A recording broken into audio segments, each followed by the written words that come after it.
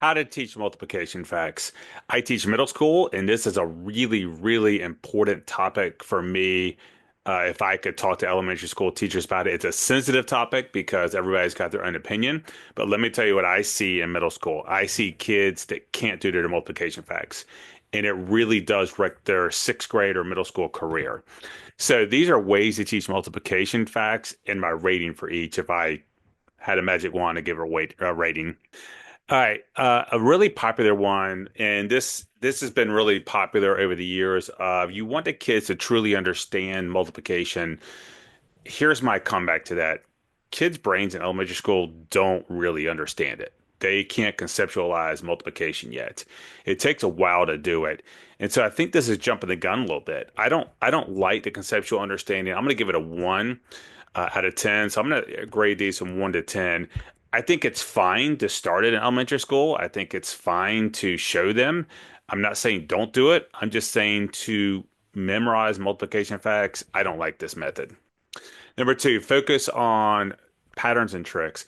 I love patterns and tricks. I absolutely love it. I think that patterns and tricks are great for understanding. However, I'm going to give this a 1 because it doesn't help with that quick multiplication facts. It helps them maybe to understand it better, but it doesn't help with this quick multiplying. I need kids to come into sixth grade and be able to tell me 6 times 7 within 2 seconds. I can't wait 30 seconds. And kids that don't do well in sixth grade math don't know their multiplication tables. No doubt about it. All right, number three, use games and interactive activities. It depends on the game. If it's a memorizing multiplication fact game, great. If it's let's do 10 facts in 10 seconds or 10 facts in 20 seconds or 10 facts in a minute, whatever. You're upping the ante a little bit with the seconds and the amount of facts, then I love it.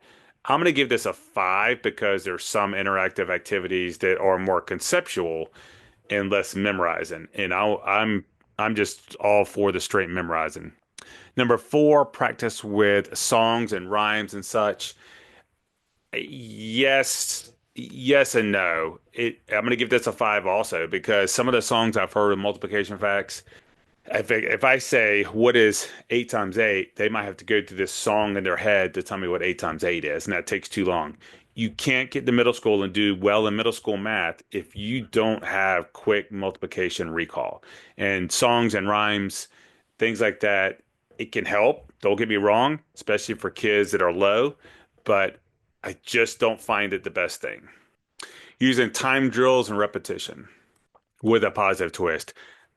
I like this. I'm going to give it a 10. Time drills and repetition is the way to go. It's it. It's the way to do it.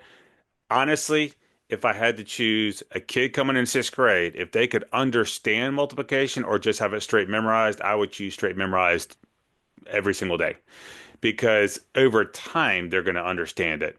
But if they understand it but can't tell me what 6 times 7 is, they're still behind in sixth grade. So I like the time drills. Number six, relate to division early. I'm gonna give it a 1. I don't see the point of this. I see that it can help. I see that it's a great activity to do in class. I think that's all great. But I would, if I'm an elementary school teacher, I'm spending every day doing memorization and multiplication facts with something like number 5 or number 3, where you have gains, you're multiplying. If you're talking about advanced kids that have the memorization down, maybe related to division, that's fine. But as a whole, I don't like it. Number 7, apply to real world context. I give it a 1.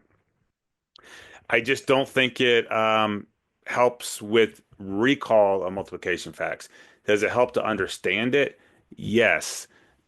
But the emphasis should be on memorize, memorize, memorize, memorize, memorize, memorize. So again, I'm not saying don't do any of this. If I'm an elementary school teacher, I'm doing all this, but I'm going to focus on that straight memorizing. Number 8, celebrate progress. Absolutely. Have a board, have ribbons, have a pie eating contest. I don't care. Anything to keep the progress going, and you can't stop. You can't, if a kid knows his sixes, you can't think that they're going to know it in a month. They forget really quickly. So Just kind of celebrate that progress and keep at it. Allow a multiplication chart. So when my kids come into sixth grade and they can't do their multiplication facts, I allow a multiplication chart on every single test and quiz. Here's why, because they eventually use it so much that they end up memorizing it. So I'm going to give this is tough because I don't think it's a 10. I'm going to give it an 8. I think it's great to use, especially for the lower kids. If a kid is average or above average, don't allow it. But a kid that's low that has a hard time memorizing, then definitely allow the multiplication chart. So I allow it on every single assessment I have and homework for kids that have trouble with it. My average to above average kids, I don't. Number 10, memorize, memorize, memorize, memorize. That's the bottom line. You just have to have it memorized.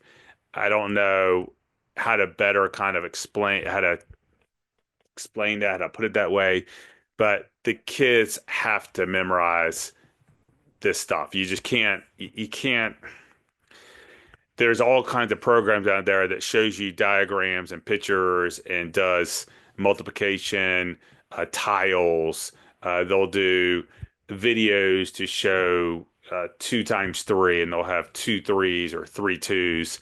That's fine. I'm not saying don't do it, but as a sixth grade teacher, I beg elementary school teachers to memorize, memorize, memorize until they know it left, backwards, forwards, up, down, upside down, have contest, have them drink a glass of water while they recite the sixes, have games every day that they're memorizing multiplication facts, have arts and crafts where they're just having to 6 times 7 is 42, 8 times 9, whatever. Show them the 9 tricks on the fingers, but just they need to be able to memorize it. Have flashcards every day, 5 minute flashcard every single day. Have a program. Extra math is a great thing to use. I have a program called My Quick Math. It's a great thing to use. They just have to memorize those multiplication facts. So that's my take on it.